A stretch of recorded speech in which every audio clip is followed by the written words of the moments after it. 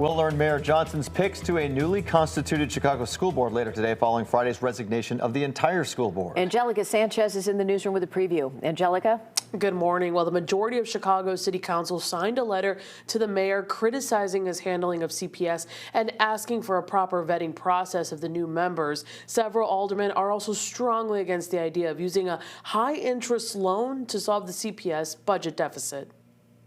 More than 40 members of Chicago City Council are urging the mayor to reconsider. Really? I mean, what vetting process is there? What are we doing? I mean, you're just pulling a guy off of the street and say, here's what I need you to say or do, and do it? I mean, I don't get it. In a letter released Saturday, the majority of the city's aldermen shared concern over the abrupt resignation of the Chicago School Board and the swift plans to fill vacancies through mayoral appointments. These new school board members will be overseeing the ongoing negotiations with the Chicago Teachers Union, the CPS budget, and the employment of CPS CEO Pedro Martinez. This is not a good idea.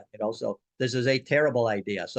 And I don't know what the payback on this loan is. In the letter, aldermen criticized Johnson's efforts to take out a high-interest loan to pay for a new Chicago Teachers Union contract and other costs, saying, quote, taking out a $300 million high-interest payday loan is not a smart decision when CPS is already facing a massive deficit and the city an almost $1 billion deficit. The fact of the matter is that this individual, Mr. Martinez, is not an educator to begin with.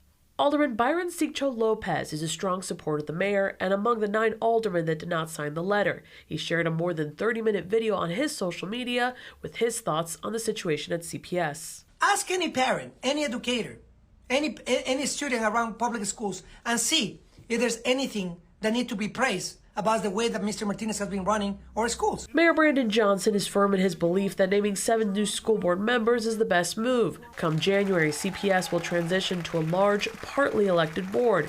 At the root of this tension is whether the new board could fire CEO Martinez, who does not share Johnson's vision. This is a transition moment for our Chicago Public Schools, and it's my responsibility to shepherd that transition.